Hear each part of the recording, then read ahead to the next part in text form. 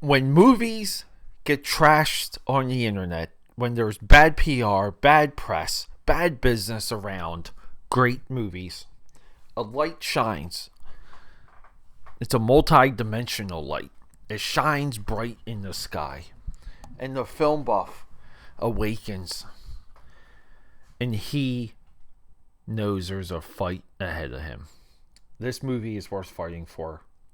This movie got beat up, but we gotta talk about it. Film buff, ready to go. Quiet on the set. Camera speed. Sound production, take one. Action! Guys, I don't know. I just want to get into it. This movie cost 110 million. Box office 200 million. You heard a lot around this movie that commentators and the influencers and the filth of film criticism.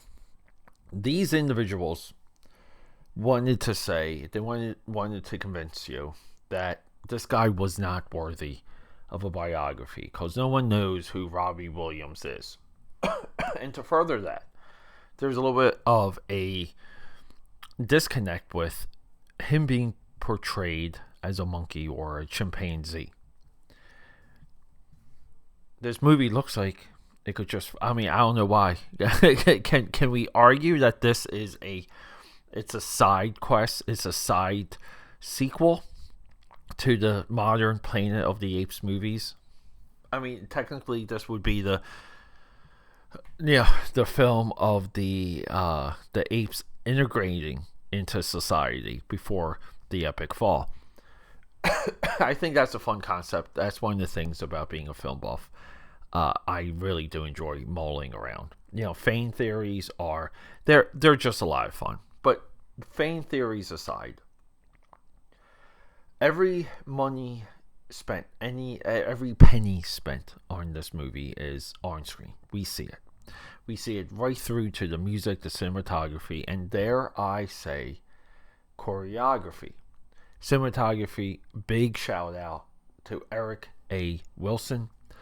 Reason why he gets a shout out up early is because we have to be convinced we're watching what we're watching. We have to be convinced that this guy is a monkey and he's a chimp. So many of you will say very early on, why is he this? I don't have to read, even though I believe I previously covered it. I don't have to read. I know the two reasons. This is how he sees himself, or this is how he sees other people seeing him. When it comes to psychology, there's a great book called You that I read a couple of years ago. One of the baselines in that book is our personalities are derived from how we view other people should view us. Very insightful. So we get a little bit of that. When you're a film buff, you catalog things in so many weird ways. Like, these are great scenes that involve eating cereal, or these are great scenes that involve people begging for their life, so on and so forth. We have the best actors in this world that ever walked Earth. This mudball. In rehab scenes. Rehab is a actor's delight. And dare I say that this movie has one of the best rehab scenes I have ever seen. Dare I say this is potentially a top 10 rehab scene. Now, a lot of us want to go into Rush. We like the Rush rehab scenes with Jason Patric. This movie's there, though. This movie tells a saga. It's just a story. It's a saga. And we can compare it to the recently reviewed on this podcast, on the weekend, by the way, because it's animation, Pharrell Williams, Piece by Piece. It's a Lego biography. And it's funny how that doesn't get questioned. That doesn't even get anything to the point of why does Pharrell have a Lego CGI computer animated animation biography. No one questions that. They just accept that. Pharrell always gets a weird pass with things, so he really does. Do you remember when he was tatted up, and he covered all of his skins. He grafted fresh skin on his tattoos so he could cover up his tattoos. He gets a pass, but whatever, life goes on. But this movie doesn't. This movie gets overly criticized, even to the point of the importance of this man's life. And when we go through his path, and when you're not familiar with his journey, and you see it for the first time, you're taken aback. You're enthralled by it. Now, this past year, we also had that fancy Bob Dylan movie that got Timothée Chalamet an Oscar nod, and people really did want him to win that. I prefer that people doing impersonations not win Oscars. This used to be a standard, but now, ever since Capote, it has become too much of a trend.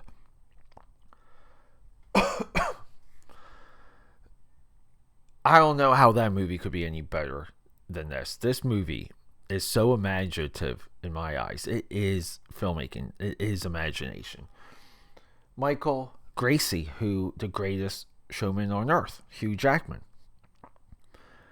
This guy can direct. This guy is a visionary. This guy is, dare I say, a filmmaker. Now, I'm using a lot of these terms that elevate something. Well, who cares? Because I believe this movie deserves to be elevated. I believe this movie needs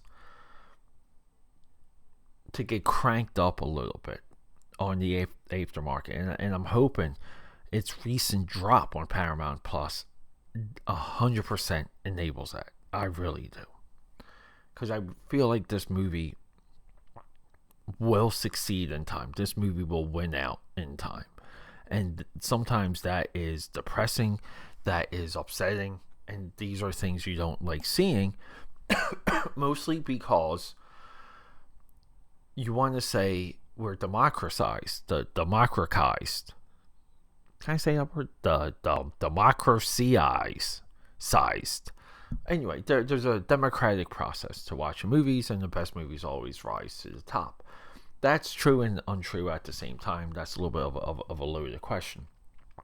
But we do want to thank the gods that gave us these streaming services for the opportunity to resurrect this film. And it's crazy for me to say that because literally this film just came out. I feel if this film came out at any other time in the world, it would shatter the grid. This is a great movie. When I was watching, I was thinking about Planet of the Apes. I think that's cool. I really did enjoy that. But guys, this movie's there. Don't listen to anyone. I'm going to watch it again. I guess at this point, what's it? Parts unknown. Whatever is, whatever is that Bob Dylan movie. I'm gonna have to watch it now just so we can complete the 2024 music biography trilogy. Let's go. Okay, that's a wrap.